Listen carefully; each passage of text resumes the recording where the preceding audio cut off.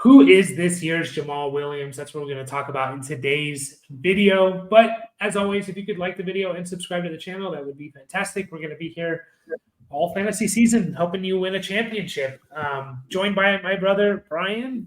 Brian, we got T-minus, 13 days till NFL kickoff. So I know you would do the same as me. We listen to fantasy stuff year round. It's kind of nice to all the shit we've been hearing for the last 6 months. It's going to finally come to fruition. So, yep. And then we'll all think we have amazing teams for a week. And then 3 weeks into the season, it's like, what the hell did I do? Or what is going on? That's kind of the chaos. Yeah.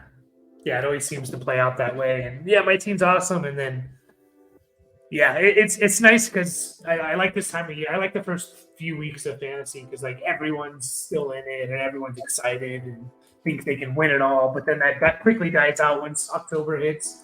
Essentially, you're like, damn, I need to do something, or my team's done, or you're killing it. Hopefully, so yeah, I'm really excited for Dynasty in general this year because this is our second year in our league, and we're in some other leagues, and so those are pretty exciting. Like they become equivalent almost to redraft if you think your team's good. So that'll be exciting. Yeah.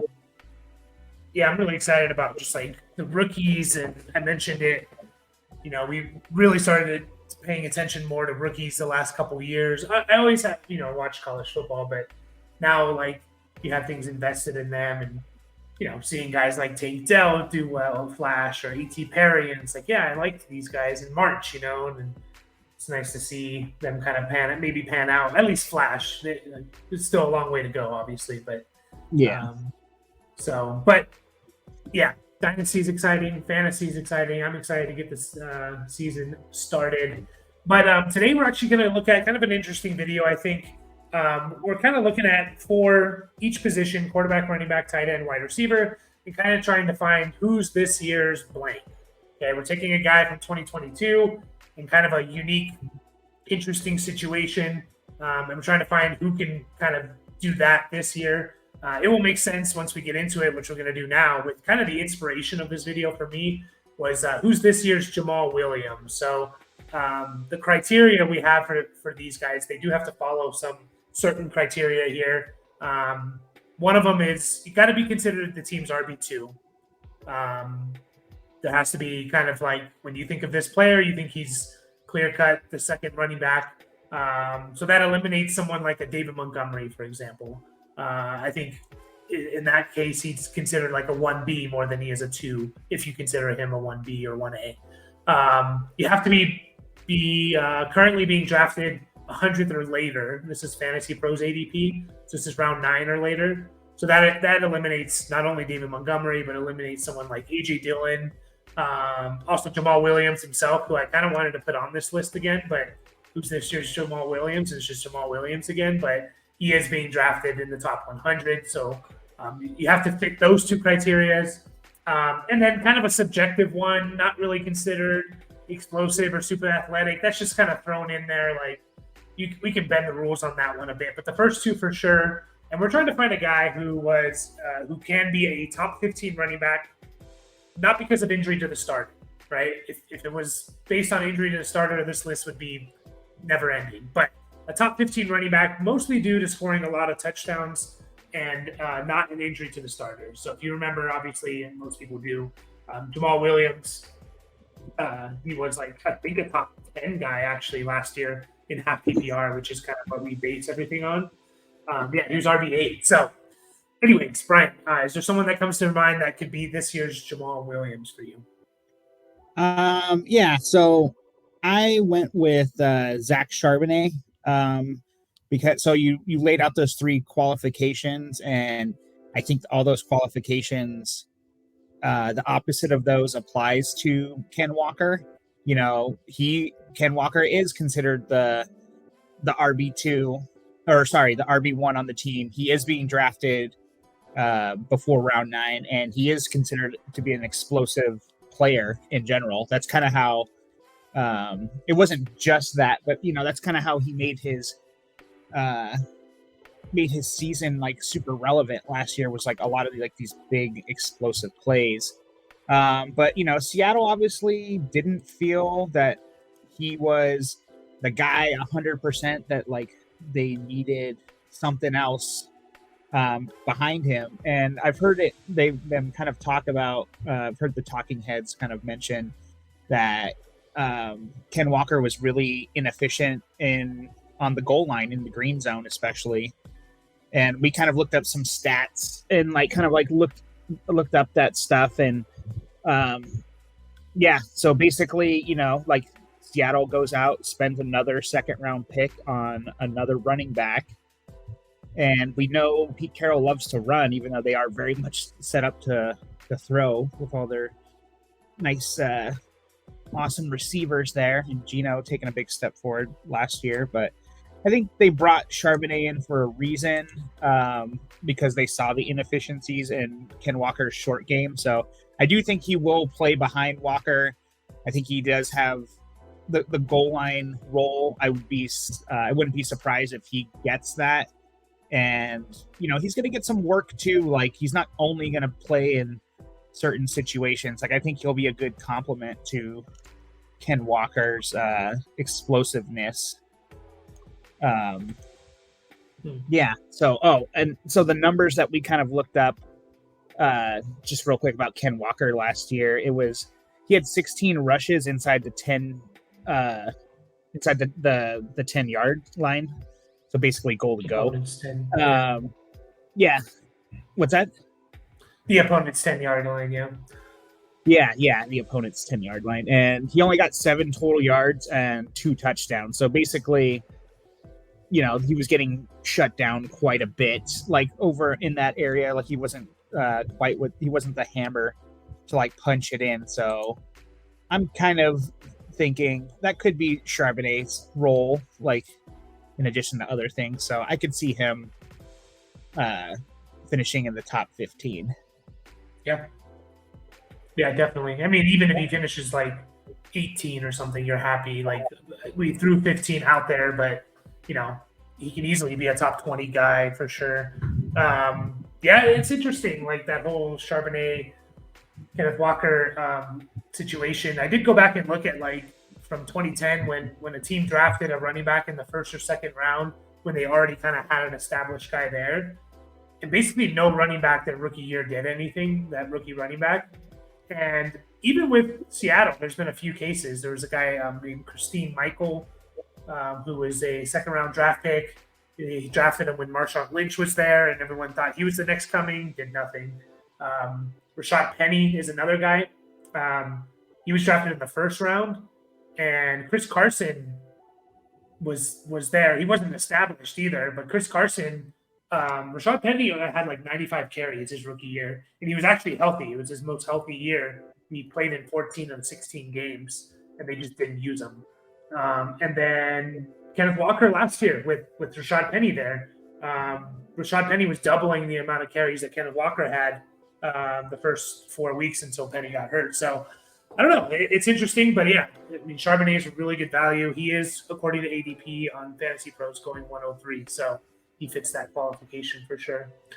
Someone I'll throw out there is the Buffalo situation. I just have this feeling in Buffalo, like they're going to kind of change the way they run their offense a little bit with less Josh Allen running. Like, he's still going to run. He'll still get 500-ish yards, I think.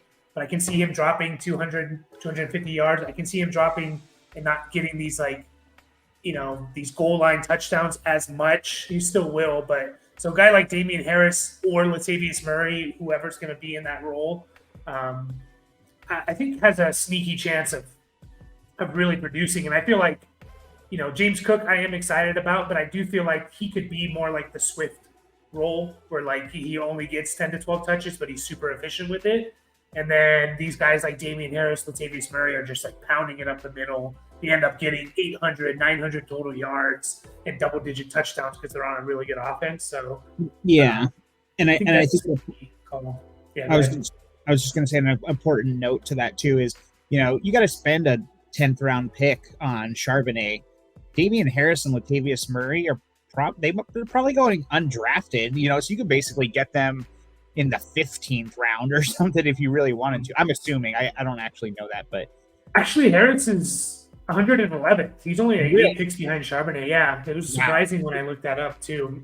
Murray is definitely free. And by the way, Damian Harris has been hurt all training camp, or he hasn't really been practicing. So just keep that in mind. They brought in a couple guys as well. I'm kind of worried. Does Damian Harris even make the team? But I think he does. But yeah, I was surprised about the Murray thing. The Harris team ADP. But that's very shocking. Yeah, but either one of those guys, I can see just having a sneaky top 15 season. Other guys we had on the list, like Tyler Algier, beat writers in Atlanta are saying he's going to get 170 touches this year, even despite Bijan being there. And I can kind of see it too. And you got to do the math, 170 touches, you average 4 yards a carry, he probably averages more than that. He's going to get 800 yards, 4 yards a carry would be closer to 700. But if you get 4.3 or something, did you want to say something, Brian? I was just gonna say, they're the most run heavy team. They ran the ball over 500 times last year. The Falcons did. So even if it's a 60-40 split, or I guess a 35% run share for Algier would put him at right around 200. Yep. So if he gets a little bit more than that, if it's a 60-40 split or something like that, he's gonna get, that's 200 right there.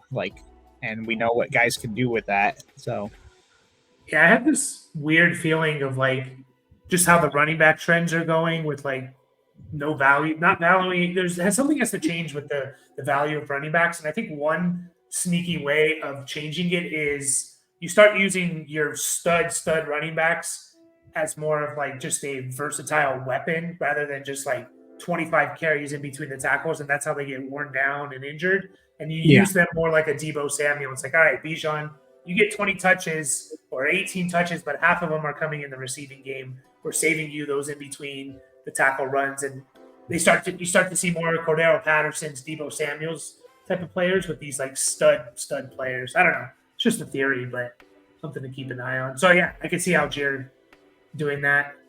Gus Edwards, take Bigsby, Clyde, Ezekiel Elliott now with the Patriots. These are other guys on the list. So a lot of interesting guys that I think that could fall into that category. But anything else to say there, Brian, or do you want to move on?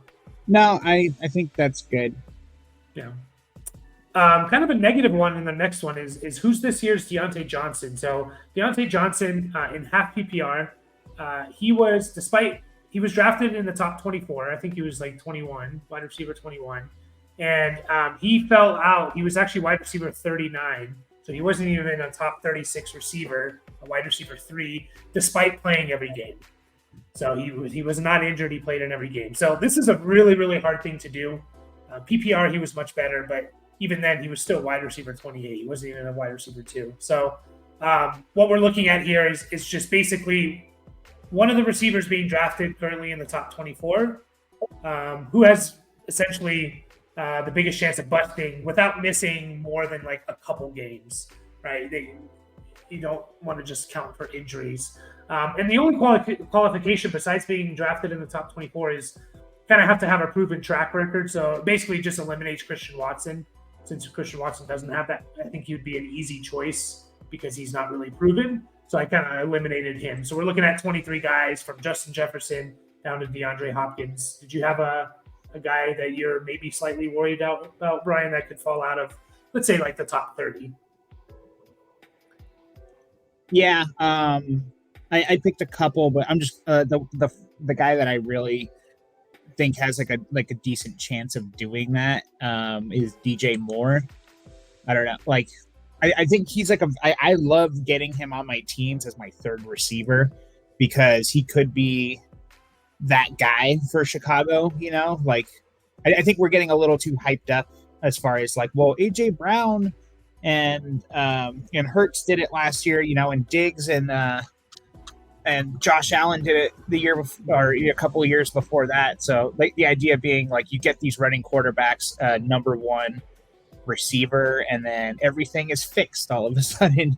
Like I guess Kyler with well, I guess Kyler wasn't bad his rookie year though, but I was gonna say him with Hopkins too. Like it's kind of like the narrative that we're hearing a lot, and so like DJ Moore going to Chicago, it's like everything's gonna be great, It's like, I mean, pump the brakes a little bit. I mean, Justin Fields is gonna have to take a huge step forward as a passer, which is definitely within the realm of possibility. He can't be worse, I don't think. But I mean, like he only had 20 completions once last year in a single game, and a couple of like like a lot of like teens in there in terms of completions and stuff. Pass attempts, it's not like they were really like slinging it a ton. So we're gonna have to see like a big like ideology change on like how that offense is run. Which I mean they're gonna have to pass more to be more competitive for sure. And so that's kind of like how that could happen. But it's like, even if DJ Moore is getting a 30% target share, like that could still only be, 100, 120 targets or something like that. And that puts them a little bit higher than what they did last year in terms of like passing attempts. But I mean, honestly, I think it's going to be more than that. I think they're going to average more. They only attempted 320 passes last year with Justin Fields, so it's like that number's got to go up. But we know DJ Moore is somewhat allergic to touchdowns too. Like he's never been a big touchdown guy. So there's plenty of reason to like be worried about DJ Moore, but it's kind of, you can see the path. Like we know he's a talented guy and he's going to be the number one on the team. So you can see the path to success, but it's also, there's some landmines there too. Yeah, definitely. Yeah, I like that pick. I like the other guy that you did highlight, which if you want to mention him, you can. Yeah, it was Calvin Ridley. I mean, and he's much more riskier. Like I kind of think like they kind of could have similar production, DJ Moore and Calvin Ridley, for different situations. Like we're thinking Trevor Lawrence is going to take this next leap and everything, because we saw a flash of it last year. And I don't doubt that Lawrence will be better with Ridley in the system, but I'm not like penciling in Calvin Ridley to be who he was 2.5 years ago. I mean, I guess it's been a year and a half since he played, but 2.5 years ago since he was like amazing. So it's just like, what if Christian Kirk is still the main guy there, and they still got Evan Engram. Like what if ETN gets a little more involved in the passing game? It's like Calvin Ridley is not Jones.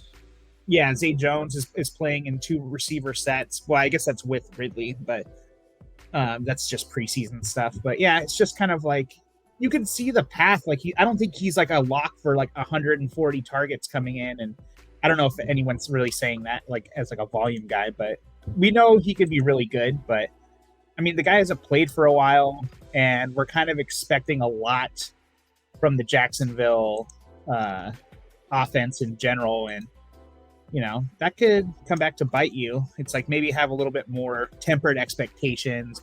Don't take Calvin Ridley as your wide receiver 12 or 13 or whatever off the board. Like maybe closer to a mid to lower end number 2 guy. That way you're not drafting him at his ceiling necessarily. But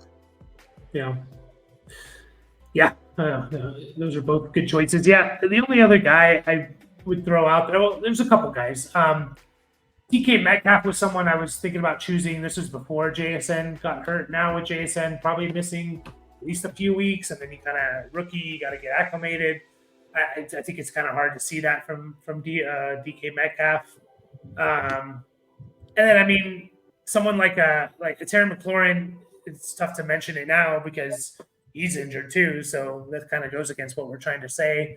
But the other guy I was really thinking about was Deebo Samuel, actually.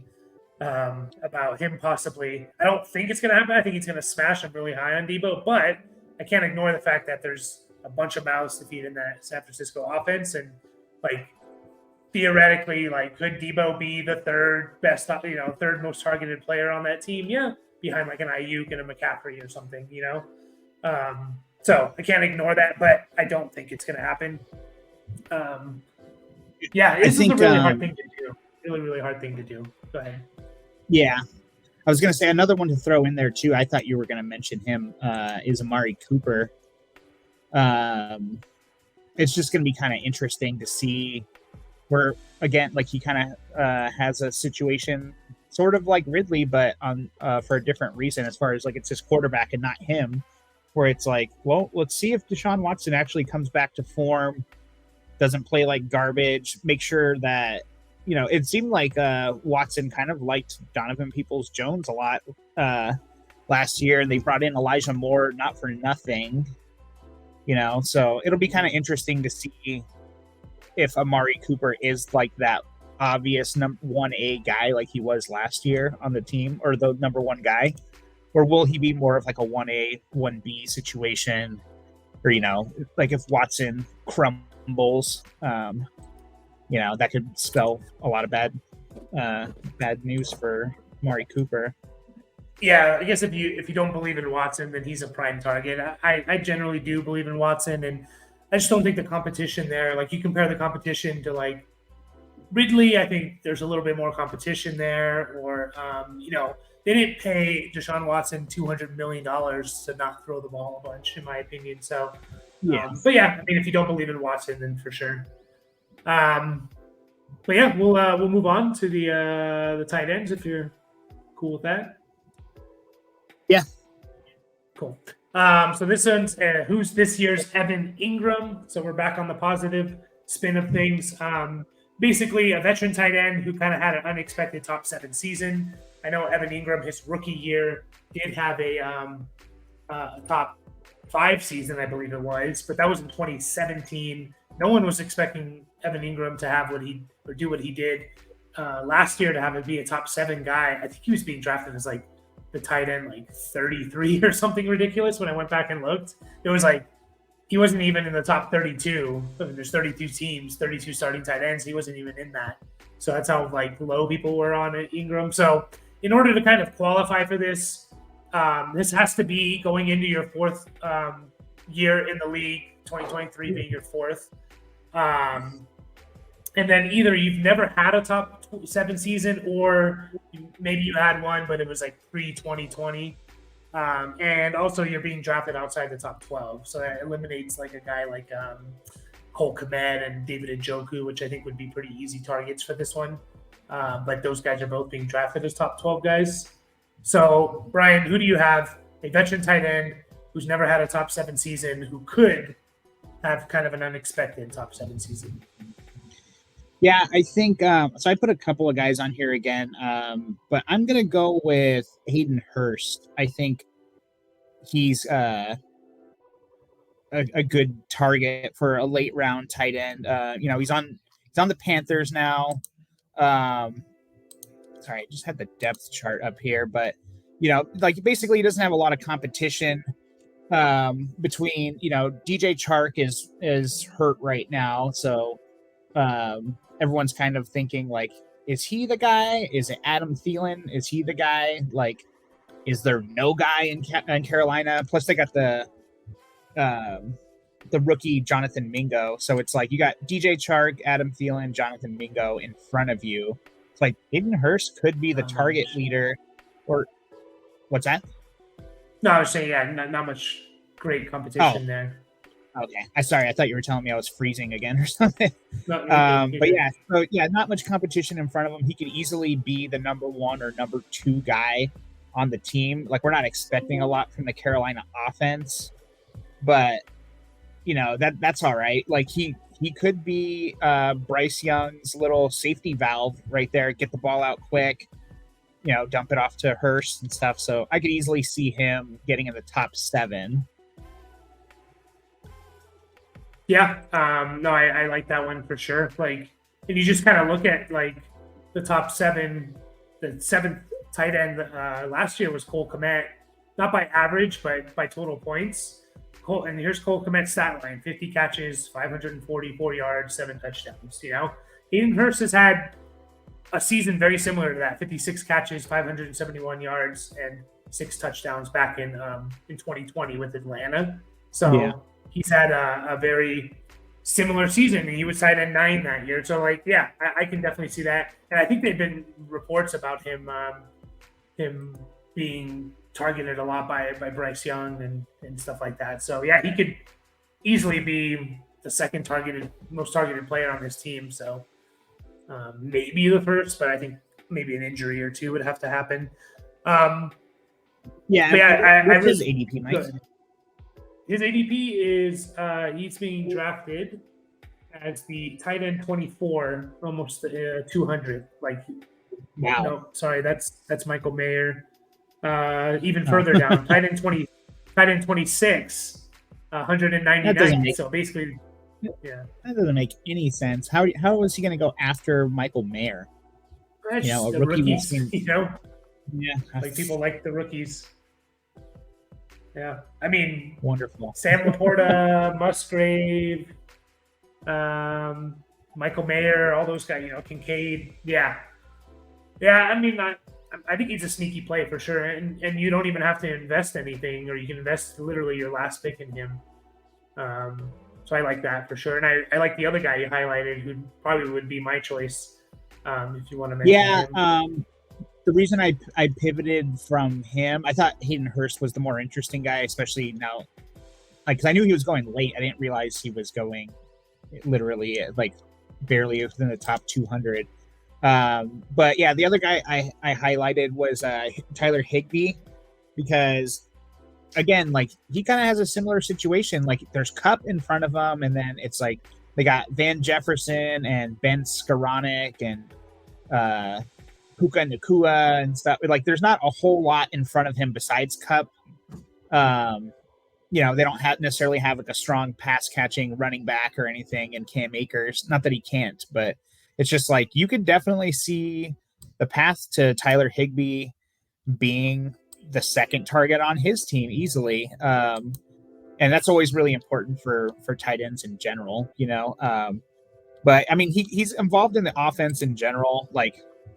It seems like him and Stafford definitely have a decent connection. So I think he's kind of an easy guy, but the reason why I pivoted from him, because I think you said he finished top 8 a couple of years ago, and so I just felt like that was a little bit lower hanging fruit, I guess. I might be wrong.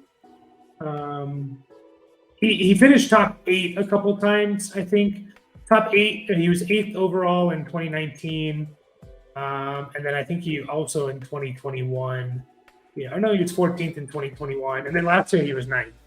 So I get what you mean there, but really good stats from Higbee, 72 catch. He's had 60 or more catches 3 of the last 4 years, which is really good for a tight end. 700 yards one year, 620 last year. All he needed was one more touchdown, and he wouldn't have qualified for this. He would have been a top 7 guy if he had one more touchdown. So I'm looking at the target breakdown from last year. He was the leader. Yeah, he led. He beat Kupp by 10 just because Kupp played 8 less games than him. So obviously that's not right. But I mean, he out targeted Ben Skoranek by almost 50 targets, and Skoranek was the 3rd guy on the team, which is just crazy. I didn't realize there was that big of a difference. So there you have it. Oh yeah, and Allen Robinson's gone, so we don't have to worry about him anymore. I know we were all very worried about Allen Robinson being there still. Yeah, I like the Higbee thing, and I like the Hurst, both those guys for sure. Other ones that are on this list. Sorry, what'd you say? I was just saying, where does Higbee go? Tight end 16, 150. I was just wondering Higbee's. I think we're delayed a bit. Oh, there you go. So, pass round 10. Yeah. Sorry. Yeah. No, you're good. He's around 13 essentially. So, he's way down there for sure. Other guys on this list: Irv Smith Jr., Juwan Johnson, Dawson Knox, Joe Everett, Tyler Conklin, and CJ Uzama on the Jets. Hunter Henry, Noah Fant. All those guys kind of could qualify for this, but I like Higbee and Hurst the best. If you want to throw a third guy out there, like maybe a sneaky like Irv Smith, especially if like I can see Irv Smith taking targets away from Tyler Boyd just because maybe he's more athletic at this point in their career. But I think the two we chose are kind of the best options there. But we'll finish up with the quarterbacks. Who's this year's Geno Smith?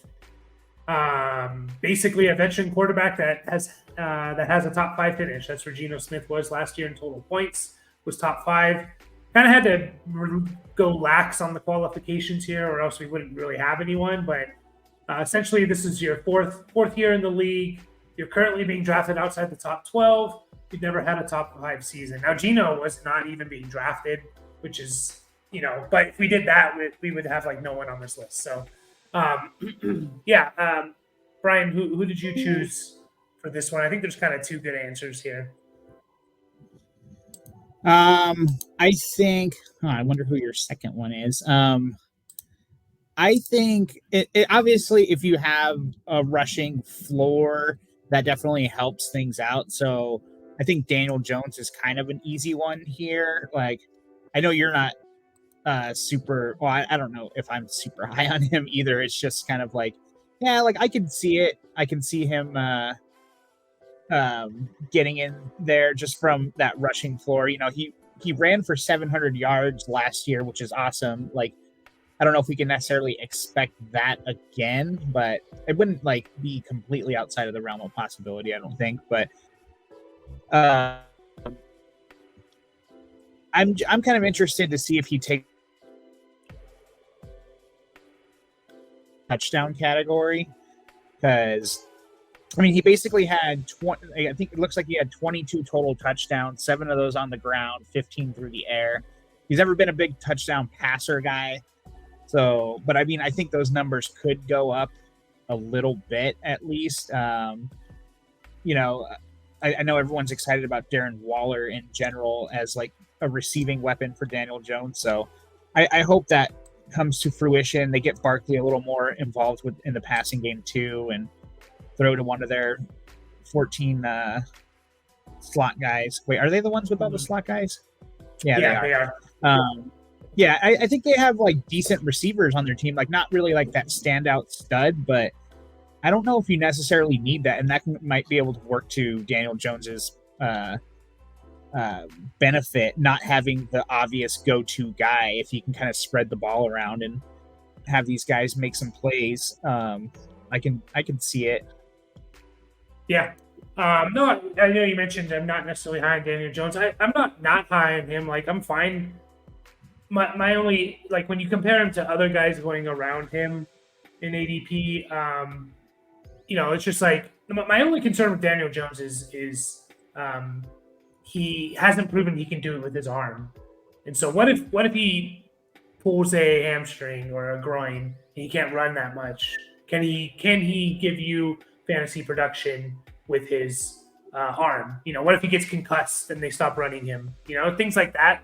Like, he just hasn't shown. So when I compare him to like a Cousins or Geno Smith, it's like, yeah, I feel a little safer with those other guys. But I think Jones is one of the 2 good options here because he was also QB9 last year. He was almost there. So he averaged 0.1 points less than Geno Smith, who was QB5. But Daniel Jones missed a game, or sat out or something because they didn't need him. But so I think he's a fine choice there. And I'm kind of looking through like his kind of like averages for his like passing, and it's like, yeah, it looks like he should be a lock to throw 3,000 yards. It looks like he's done it every season basically, and last season, a little bit more, only 3,200. But it's like if that number goes up a bit, obviously like those touchdown numbers, I think you can squint and see it. I think. Mm-hmm. Yeah, for sure. The other guy that I was going to say was just Jared Goff. I think that's pretty easy choice here. Our list is Daniel Jones, Jared Goff, Derek Carr, Jordan Love, Ryan Tannehill, Jimmy Garoppolo, Baker Mayfield, and Colt McCoy. So Daniel Jones and Jared Goff are two pretty clear choices there, in my opinion. Do you see any? Do you have a case for any of those other guys making it into the top 5? I'd say Derek Carr if Michael Thomas is not just the ghost of his former self. Like if Michael Thomas is good, like even like we saw at the beginning of last season, like he started off okay before he got hurt again instantly. But it's like if you got Michael Thomas, Chris Olave, and then you get Kamara back in week 4, Juwan Johnson as your tight end, it's like you've got a decent set of weapons there, and we know he can throw. We just don't know very like pretty and stuff like that. But it's like I can see Carr sneaking into there if all of his weapons are healthy and perform basically like to what we've seen them do before, which is a big ask for Michael Thomas. Like I'm not expecting that from him, but I think that would be that's kind of the linchpin, I think, for Derek Carr really being like in that top 12. Top 5 is a lot, but anything's possible. And Geno wouldn't have been top 5 if everyone was healthy. Geno was more like top 10, and I think he was like 8 because let's see, 1, 2, 3, 4, 5, 6, 7, 8, 9, 10. He was 10 in average, but 2 of those included guys that played one game in Davis Webb and Sam Howell. So take those guys out, he was 8th. So to get top 5, I think for any of these guys, you probably need some injuries. I mean, if you want to shout out Ryan Tannehill, he was QB7 in 2020 and QB12 in 2021. It's not like he's been horrible. So, and then Jordan Love, there's like that. Well, what if he's just really damn good? We don't know, kind of. So, but yeah, I think Daniel Jones and Jared Goff are the clear cut favorites there. Any other words, Brian? Before we, go ahead.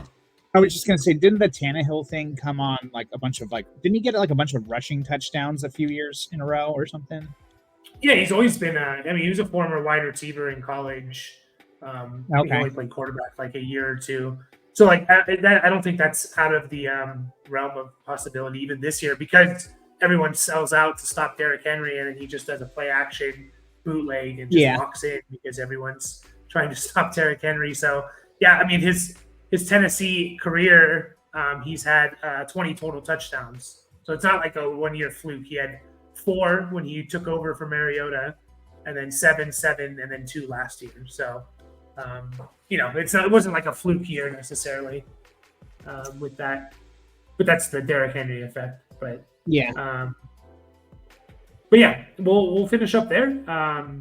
Hopefully, one of those guys hits that we mentioned. That would be kind of cool to see. But yeah, we'll be back putting out content all year long. Excited for the season to start. As always, like the video and subscribe, and we will catch you guys